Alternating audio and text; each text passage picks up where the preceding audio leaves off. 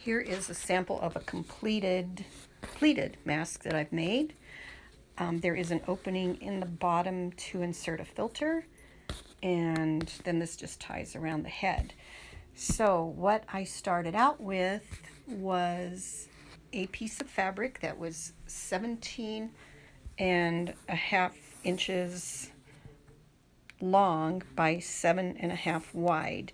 This will ultimately fold over and I'll make my pleats. So little by little, every time I do this, I get a little smarter. So when it's pleated, it will look like this, and then you do sew up each side, and then the binding is added onto it. So instead of cutting all of these 17.5 by 7.5 individually, what I did was mark my fabric.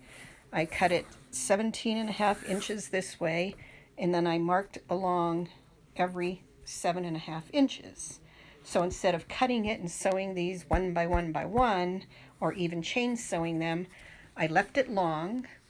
And then what I did is I just made my little seam down both sides, and then where it is going to be cut for the masks, I just backed up my machine to do a lock stitch there, and then went over here and did another lock stitch. So now hopefully it's going to hold together, and then all I have to do is cut along here, and of course I made the seams on both edges. So once those are cut, then I can fold that in half and make my pleats and continue on. So that's another big time saver I've discovered. And like I said, every time I do this, I get a little faster and they look a little bit better.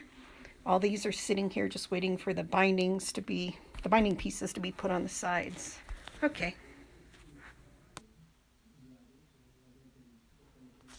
Okay, continuing on making the pleats.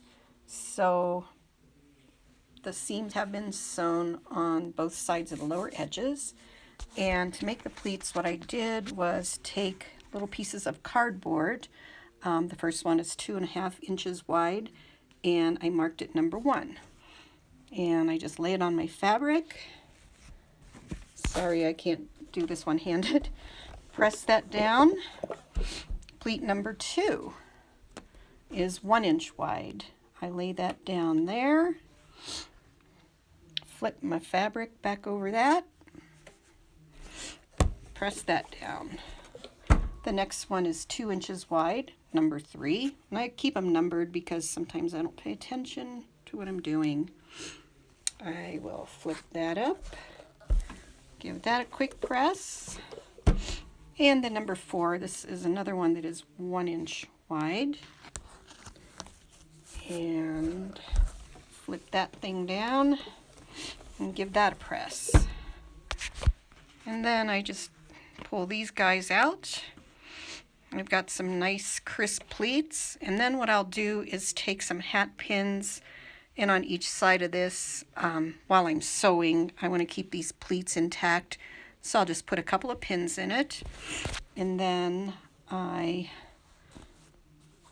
will open it up and then just make a quick seam down each vertical edge just to keep the pleats intact where I want them. And then when it's all done, I come back to this room. So here is one. Here is the opening for the filter insertion. These are my 2 edges that I did tack down in the first part of my video. And then you just take bias tape, which you can buy, but that's getting kind of pricey. So I make my own. I just take, it's a 2 inch wide strip of any fabric. I fold it in half, and then I turn those edges in to make a nice little pocket there. And then you just insert the mask right in the middle of this. I take a 36 inch long strip by 2 inch wide. So when it's done, it looks like that. And then the mask just sandwiches right in there. And then I run a seam down the whole way to keep it from fraying. And that is it. And then, these pleats can be pushed out to go over another mask or to fit anybody's face. And that is it. It is closed along the top edge, open at the bottom, and you can stick a filter in there if you choose to. That's pretty much it. Now that I have ironed the pleats into several of these masks, and I just kind of pin them down a bit to keep the pleats intact, I'm going to go ahead and sew and try to videotape with one hand here.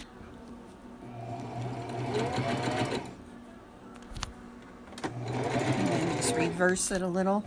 So I'm just going to run a seam down both edges to keep the fabric from fraying.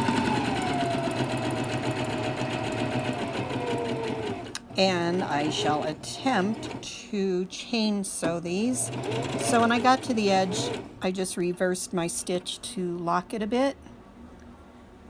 And then, this is easier with two hands for sure, I put my next mask right there.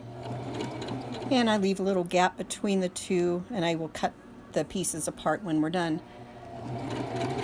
Okay, so I start that one, do a little reverse stitch here to lock it in place. And of course it's not working. Okay, there we go. And then I just continue on to the next piece. So this takes up a lot less thread, and it actually does go faster. And then you don't have those tails of thread that you have to trim off of every piece you got there. So then I will just reverse the stitch again and add my next one. So you'll find as you get more comfortable with the whole process, this does save a lot of time. And that's all I got for now. So here is the result of the chain sewing technique, which until yesterday I didn't know existed. So I was able to quickly sew about 15 masks. Now all I have to do is get in there and snip that on each side with my scissors, and that eliminates those long tails of thread on every piece, so you're saving thread and also time because you're not feeding them in one by one by one. So yeah, these, and it just goes on and it goes on and it goes on and on and on and on. So that was pretty quick, and then I just took out those hat pins that I had that were holding my pleats in place. And now all I have to do is cut them and add the bias tape along each side, and they are done. Okay, so I am just now sewing down the edges of my pleats to keep them from fraying. And I mentioned previously about chain sewing, and I'll try to get a better video of it now. So I did finish the edge of this one, and I just reversed my stitch to lock it. Now I'm just going to feed the next mask right in here. So there'll be a little gap between the two there. And I keep sewing, and then I will reverse the stitch to lock it at the beginning of this new mask. And then just continue on like normal. Hopefully my machine is done messing up for today. And keep going, keep going, keep going. This is hard to do with one hand. Okay, so I'm at the edge of this one again. I will reverse the stitch to lock it. And then, there you are. And then put the next mask in place. Reverse stitch. And then just finish banging this out. This does save a lot of time and a lot of thread. It just makes it go really fast if the machine cooperates. And then I will lock that stitch a bit, yank that out and cut it, and then you'll see I made a chain about 10 masks here now.